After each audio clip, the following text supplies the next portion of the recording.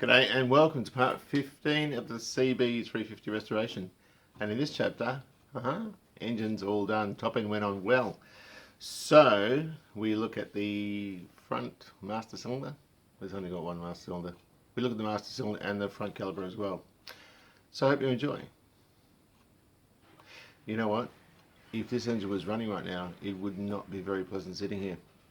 Pleased with these. They're coils. I've got two sets. They come with a little wiring. They're the wrong colours. I think blue and yellow are the two colours that the Hondas use. New spark plug-ins for the centre cylinders and the outer cylinders, and of course the coils themselves. Pre-production, but really happy with that. Nice flexible leads. We can cut them to length. We can do what we need to with that. Delighted, absolutely delighted. They should be more reliable than the very, very old ones I have. The ones that were in the special on that go-kart engine, they're going straight in the bin. The ones that were on the bike I'll keep as spares because they're still actually serviceable. It was running on only a couple of cylinders though, so yeah, we'll do the carburetors, we'll put these on. I'm expecting to see 4 cylinders running, but they can go wait until we're ready to use them. A couple of alternators. That's the trashed one. You can see how bad that looks. I've tried to fix it. It's just too far gone. I need 2 new ones. That one's all scraped off as well, and you just can't get it out. The screws are rusty. People have often said to me they like the attention to detail. That screams. I just don't like it. That being said, the stator windings and everything are fine. So it does look infinitely better than what it did. That's the one going on the resto bike. There's still battle wounds all over it. But also I've ordered another one of these alternator looms. That one's a bit stiff, but it's nowhere near as buggered as the other, and the plug's still functional. So they're sort of done. Even those screws are sort of rusty and horrible, and I couldn't get that off. I was like, paint them silver, I guess. I might do that. But it is what it is, right? I don't like those. I don't want to spend $4 million on a pair of those. They're about $100 new, I think. I think they are. If I'll just look for some good second-hand ones, and if I find them, I'll grab them. That's never going to work. I'm going to paint the ends of these screws.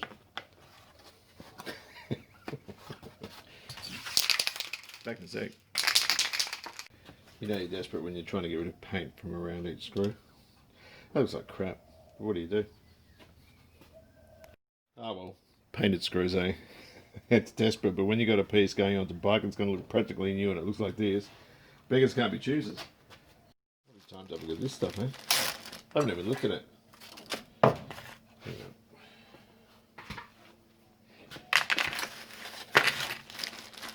A caliper for the 350. What the fuck is that? The pads look right.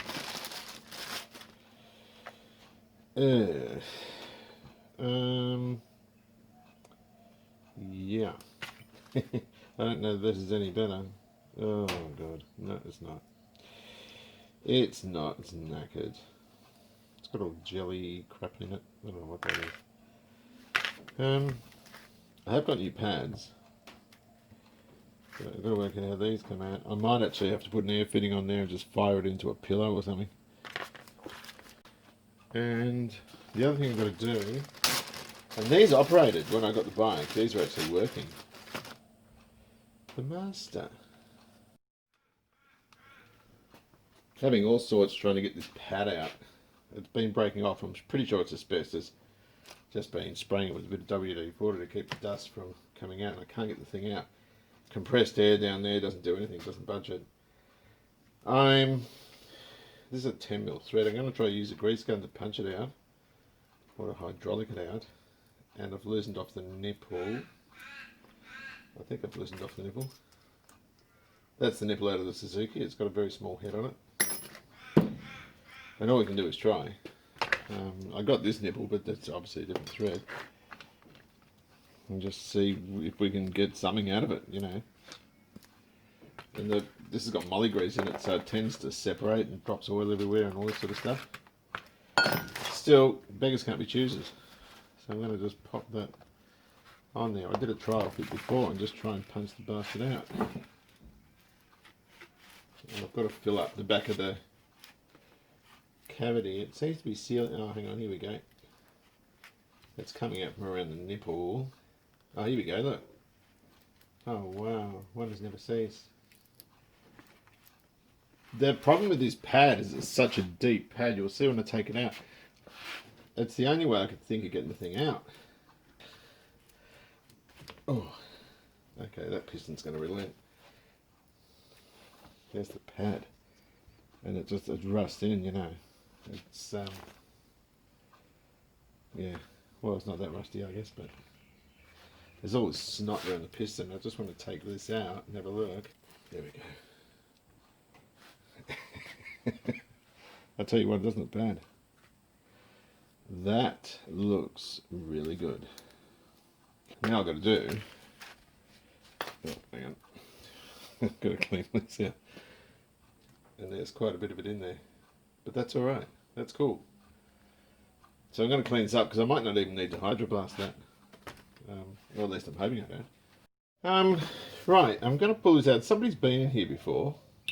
Whoopsie, come on you. It has been re-kitted. At some time in the past. I'll show you why. What's this square cut seal like? You don't use second-hand square cut seals. We'll buy new ones, obviously. It's still very pliable. It feels perfect. The thing that spooks me a bit though, you can see around the edge somebody's grabbed it there and on the other side trying to pull it out, but we've got pock marks in it, and that one there I can get that tool into. So moisture's been here before and they've cleaned it up, and there's little pock marks everywhere, and that will affect, that was just mark, that will affect the sealing of the piston. So I think we will put a piston in. You know, for the cost of it, I think it'd be short-sighted and a bit silly not to do that. But of course we keep the old one until the new one gets here. As far as this is concerned, it all looks pretty good. I'm just going to clean this out. I'll put a bit of, I haven't got any brake cleaner at the moment. I'll put a bit of Prepsol in my, what do you call it, touch-up gun, and give it a squirt in here and see where that takes us. Clean these up, kind of almost. Fine. I'm totally comfortable with going with that, although I have missed a bit. Sweet. The pads. I might take some advice on this. These have a small hole, so we put a split pin in. That's not going to get caught in there, that's fine. There's nothing wrong with that. This guy here is really deep. It's got a buffer that goes against the piston. I'm assuming that's what that is. It's a snugger fit, but it does fit. Do you think it would be prudent to just put a slight smear of copper grease around the outside? Right, so that's just all, that's how it's going to go back on. Should we give it another paint? Yeah, probably not. But it's clean, it's got everything in it that I need. Just got to get those two parts. And it is good to go. So that gets its very own clean bag. So no poo can drop in it. You can tell I love doing this crap. And that goes into the box of 350F resto stuff, ready to be put back on the bike. This is the master. I'm not expecting it to be too hard. There is a fiddly clip in here, which it's not too hard to get out. And there should be a another one in there that holds the guts of the master in.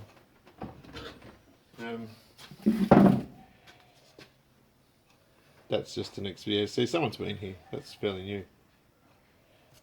I just caught the end of it with the scriber, jimmied it up, got a screwdriver in, just pushed it around, then just grabbed it with the needle nose and it came straight out. That'll hold on this dust boot, I think. I think. Looks like it does. Hang on. Can I just squeeze you out? Yes, I can, and I can see in there, which is just the same as the Suzuki, really. The master cylinder. These can be a bit tricky. You've got the this guy here to get out. Underneath that is one of these. It's exactly the same as a Suzuki, and they can be a bit of a pain to get out. I haven't got the right circlet pliers. I've only got these, which don't reach, unless you push the piston all the way in. And I've put a small hole, which is a bit of a no-no, but I did. In the back, I had it in a vise, whoops, and just pushed a rivet in to hold the piston down. And then she all comes out. Woohoo! Look at that, isn't that sweet? That's about all there is to it too. I don't think there's anything else in there. Where's my little Richard Graham torch? And the main concern here is that everything's cool inside and it looks absolutely lovely. Obviously we'll have to use a clean rag, not this dirty one, but dirty will do for now because it's got to all be cleaned out. And I can't see thing one wrong with that. It looks absolutely lovely. Just do your measurements. If you're going to do that, I mean, look, having time again, I probably wouldn't, but I don't think there's anything wrong with doing it. It's out of the way of everything. The dust seal protects it, the handlebars protect it. Big deal. These look. That piston there looks nice and pliable. I think these have been done before. Reboard cylinders. I've just noticed that O-ring's still there. That one there, I'll have to dig it out. The others are out. So, we've got Phil's pistons. We'll just put them away. I think it was just grease. Have a looky. They look rather spiffy. Came up absolutely beautifully. I've just got to try something. Because even though they look clean, they'll be dirty. And I always use a clean white rag and wipe it on the inside, and they're not that bad, but they are a bit dirty. There's a bit of grey on there. He's done a pretty good job of washing that. I'm going to stick them in the laundry trough, hot soapy water, give them a scrub, and we can start putting our little engine together. I'm pleased with that. It looks lovely.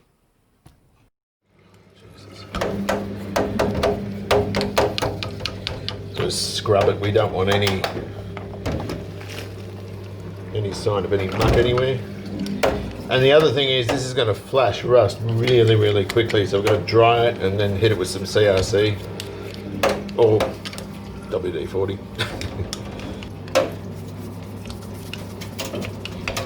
I mean, you could even put it in the barbecue like Milliard does, but to dry it, but I'm not going to. I think we'll just blow it up with an air gun, lubricate the cylinders, and leave it out in the sun. I can't remember whose this was. I think it was Alana's.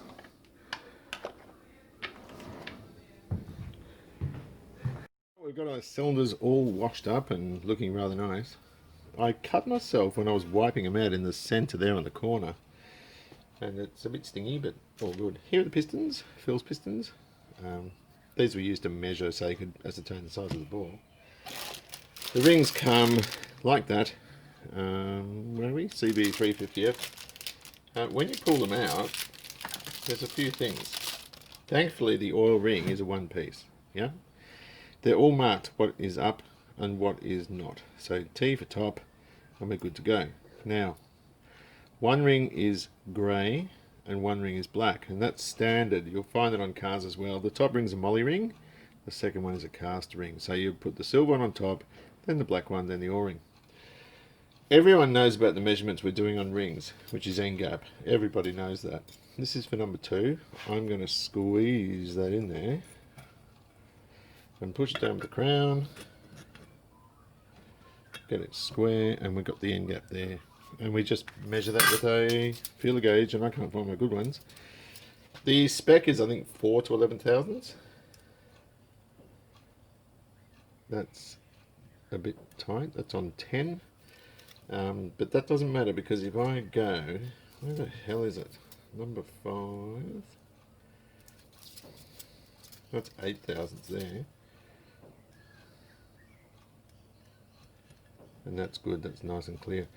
Now, everyone knows about ring end gap. What they don't listen to, or at least they don't consider, is there's the land clearance. Where are my other specs? Because I can't see enough. These are really, really close. You can see there, if you look down there, they have to fit all the way in. And the other thing we've got to do, I'll put the rings on, and then we have to check the land clearance. Now these will all be fine. I'm convinced they're going to be fine. You should use a piston ring spreader. I normally sit down when I'm doing this. I'm just going to support it, open it. I deliberately didn't cut my fingernails because this job was looming up, and you can see I've got some fingernail length there. Now we need to check the land clearance, and that was the problem with the old pistons. Let me find a really dodgy one. See that land clearance there? It is freaking massive. That's no good at all. So I would say that's got red hot, where this one is tight as a fish's. You know the rest of it. These feeler gauges are knackered. I can barely read them, but we can see that's just on a thousandths. So that's as far as we can go with that. So they're fine. But it's important to do every ring. So once we've done that, I'm going to clock the rings. Now, there's a couple of things with this, and it probably doesn't matter that much because the rings do rotate over time in a 4-stroke. In a 2-stroke, they don't, because you've got your transfer ports, and there's a little peg inside the land groove. There's a blowfly in here that's annoying me, which will prevent them rotating, because obviously the ends will get in the way of the transfer ports. But on a 4-stroke, they do rotate. These are your thrust sides. So that's your back of your engine, that's the front, and the thrust is the natural inclination for the piston to kick over on its compression and its power strokes. So I'm going to keep it off the thrust side, and I don't want them on the pins. So I'm going to go 180, like that, for the 2 compression rings, and the oil ring I'll leave over here. So they're all set up on a crisscross. It's probably not imperative, but because this thing has studs on it holding it all together, I'm just going to stick a little bit of paper around there to protect it till I'm ready to put it in, and then once it's in, it can be lubricated and go in the cylinders. I'll just put this pin in. I'm going to put it in this side because just rotate it in and you'll feel it click. Not a bad idea. I did have trouble. This one flicked around. Yeah, I did have a bit of trouble, but I got it in. So I've got that facing down. That bit there hasn't got the gap of the pin in it, so that's cool. So that means when I install it, the pin goes in this way. So I'm going to do the rest of them, and we'll be back. Anyway, so this is number 2 piston. I haven't done this well. Oh gosh, I always do things wrong, hey? Whenever I turn the camera on, watch me make mistakes. There we go. Alright, so this is number 2. That's the back of the engine, the intake side. I'm just going to hold the chain up and rotate it a bit. There's assembly lube on the bearings, which is why they're a bit stiffer than they normally would be. And I don't want circlips going inside, so I'm just going to get a bit of this old t-shirt that belonged to my mother, actually. I sort of cleaned it flat out, and we collected some old clothes and that sort of thing. Rightio.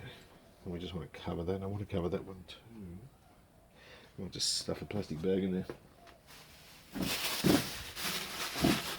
I just don't want them going inside. That would really suck. Right.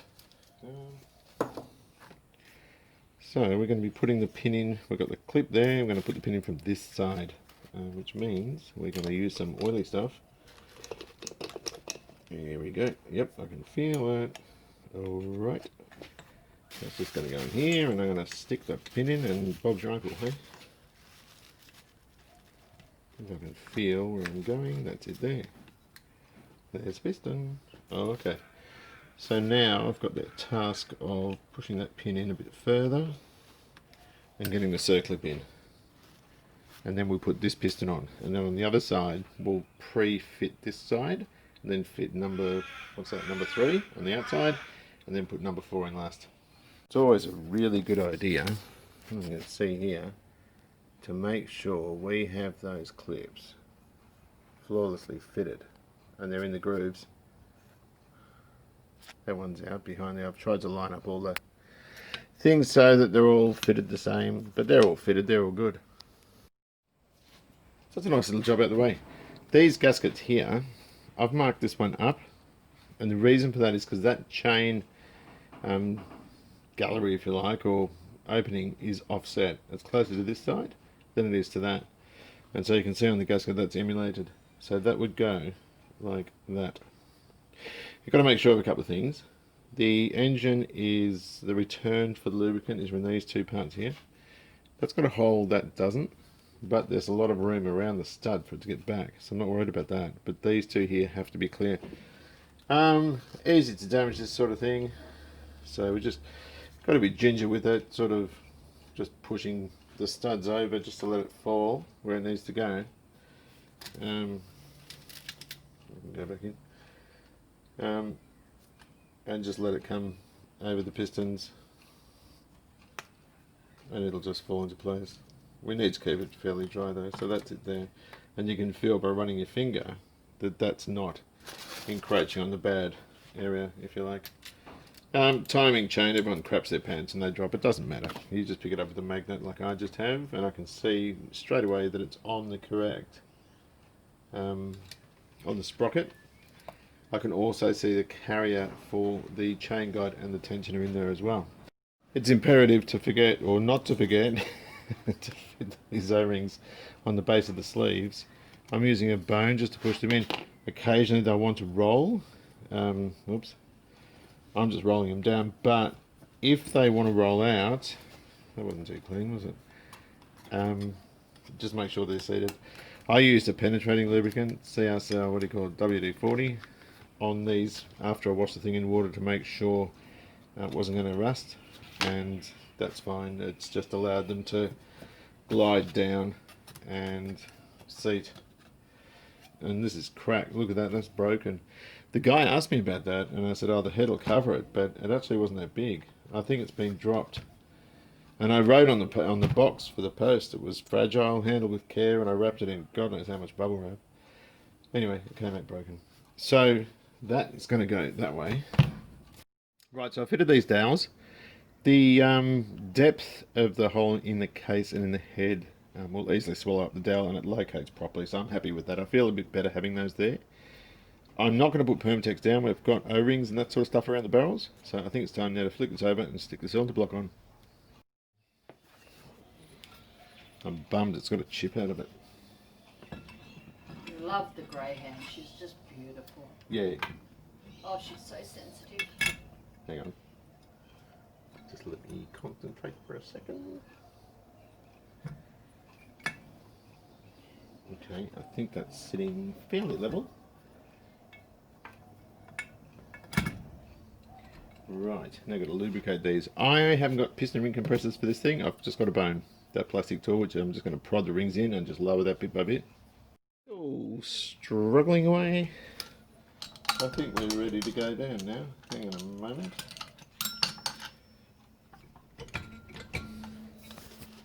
Hang on a sec. Whoops.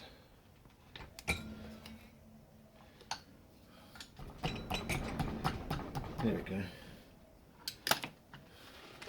I can just get dropped. I don't care about that. And that will locate. That seems to be pretty good.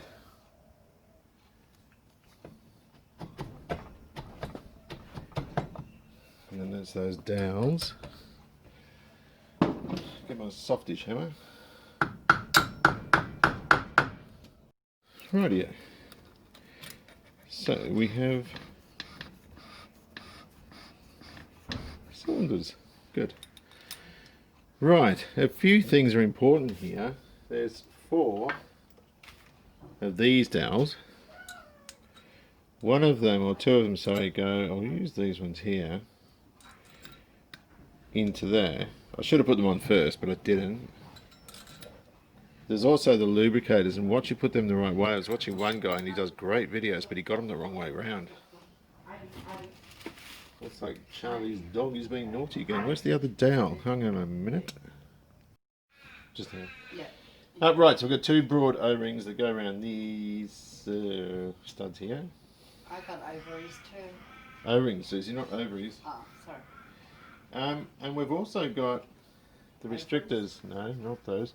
We've got these restrictors for the oil pressure, so we don't get too much oil upstairs and keep it away from the bits that matter. They go down like that, just in there.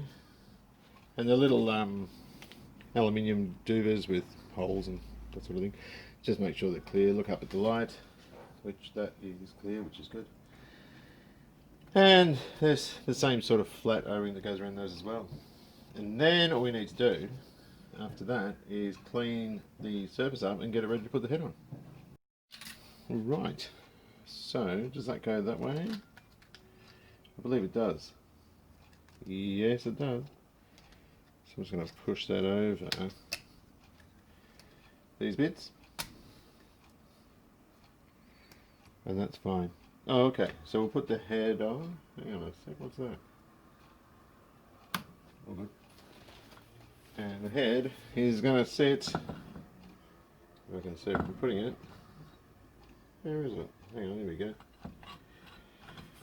I don't want to sit down like that.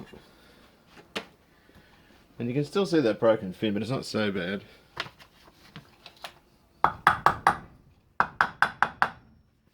Just make sure it goes onto those dowels.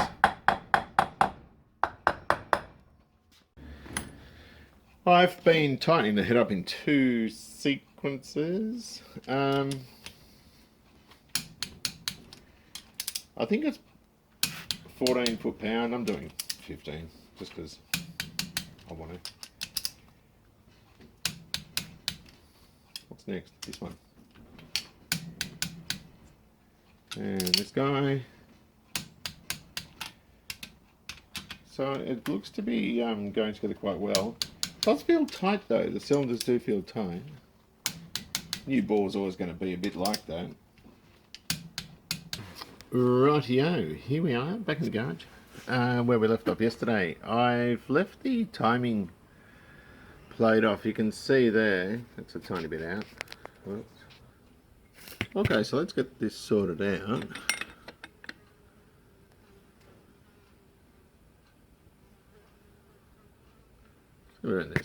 Alright, so that's cylinder 1 and 4, you can see there.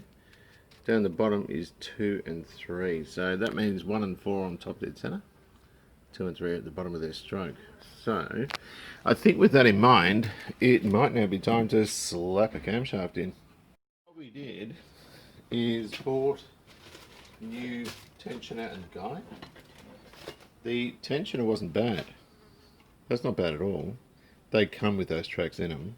I think they do. No, they don't. I'm lying. They don't come with those. Alright, so there's wear on that, and this one's knackered here. So I bought a couple of new ones.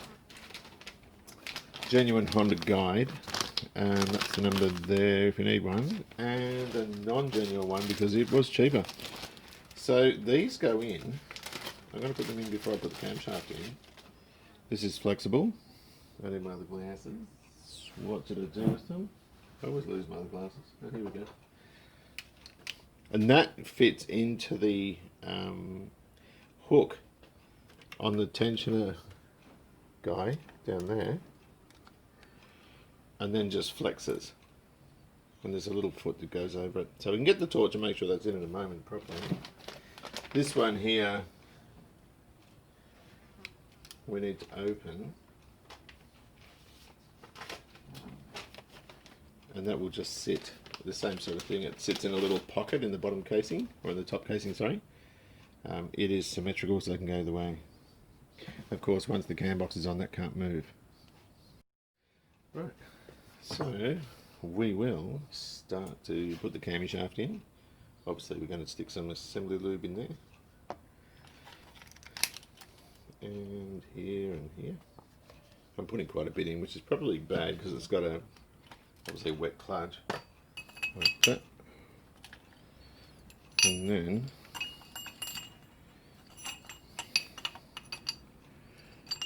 feed them on together. I don't feel really great about this, to be honest, because it's sort of scratching around.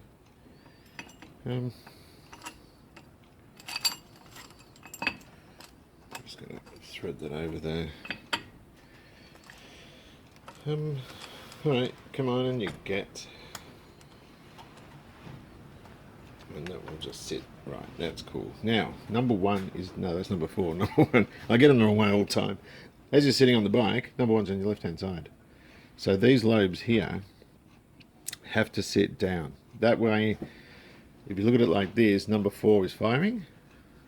We want it to be like that. That's how you do it.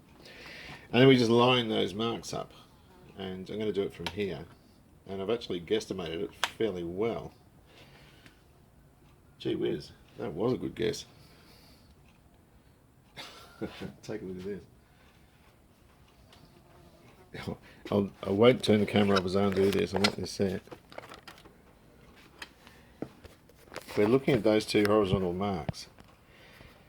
Come on, focus you. Focus! Just a minute. Is that better? We're looking at those 2 marks. See those? Hang on.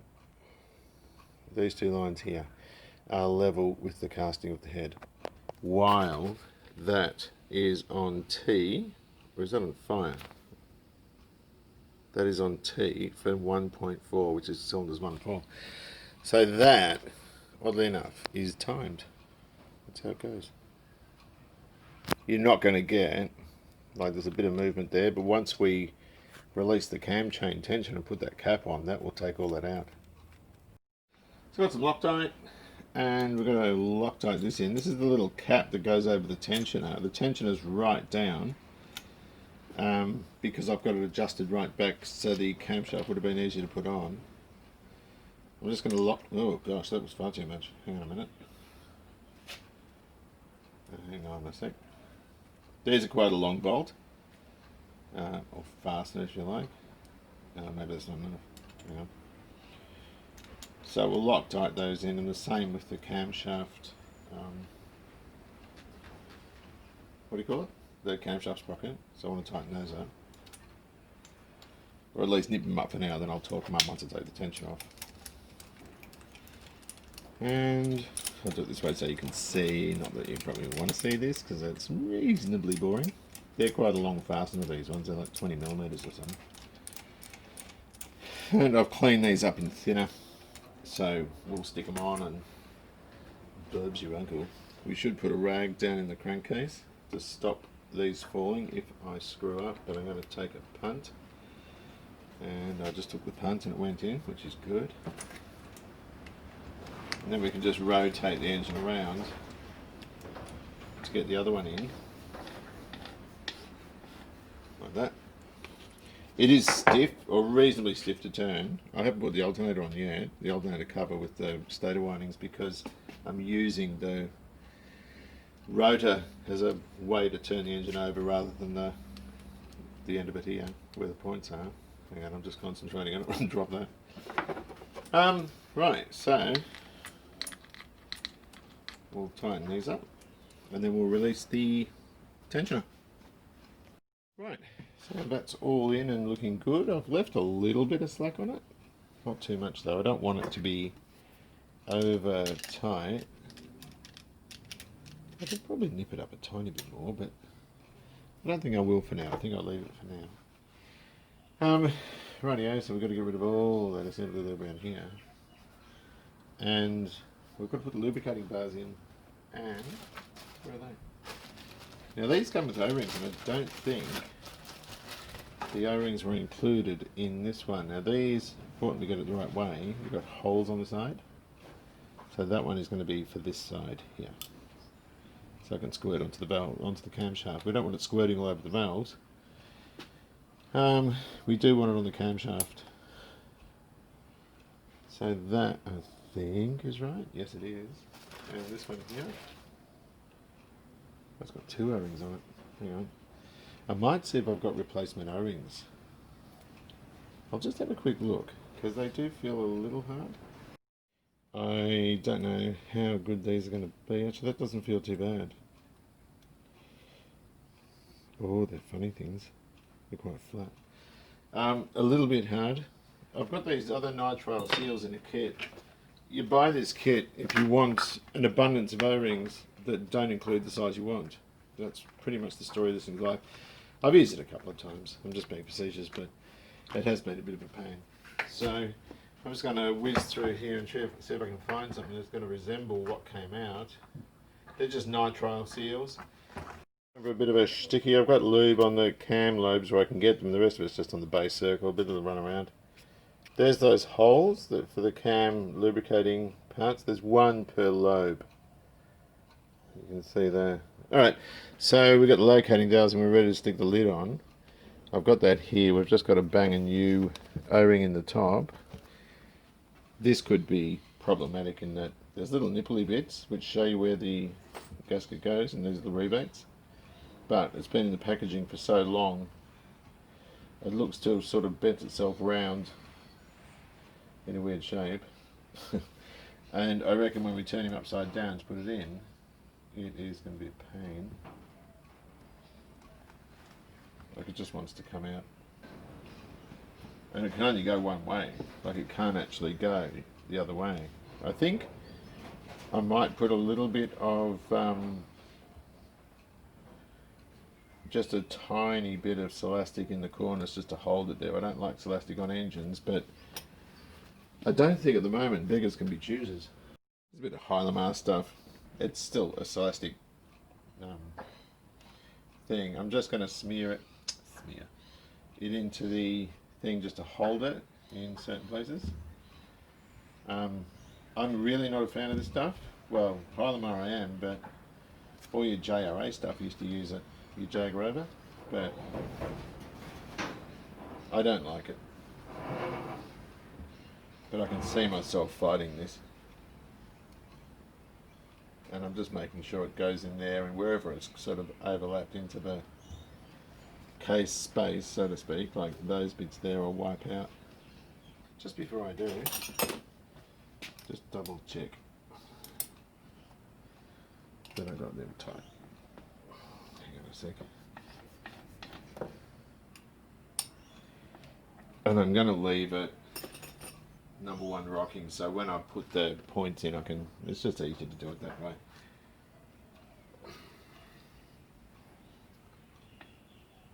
Two, three. Hang on, where are we? T1 and 4. Just double check those marks. Perfect. Number one here is on the base circle. Even more perfect.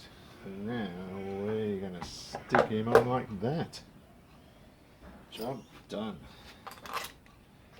And I'm just going to go around. Now there's all different lengths, as I said before. So I'm just going to go round and just do what I can, what I can remember, and then sort of cinch them down a bit.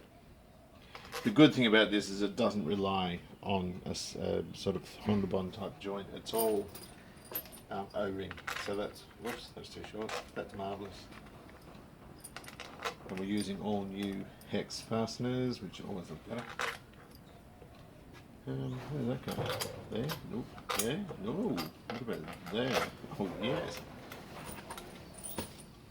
This is lovely. Everything's tightening up so well. I think I put 7 thread inserts in this engine, and because they were just all stripped out, and these are just beautiful now. Everything's just cinching up absolutely wonderfully, just the way Honda would have intended it. Oh, hang on, let me find that up. And then we can just recheck. They're quoting in the book as 2000s per valve, intake or exhaust, inlet or exhaust. I always like the exhaust a little bit looser than 2. Probably not that loose. So I always find that I'm sort of redoing them anyhow.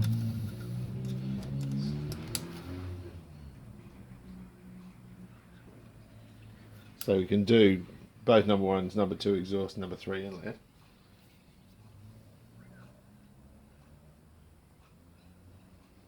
And I'm just going to tighten that a bit. Actually, that might be enough there. That's not too bad. No, that's all right.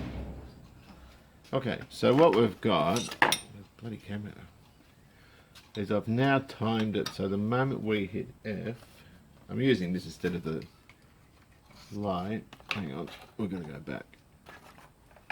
Right, so I've got this moment hit F, it goes off.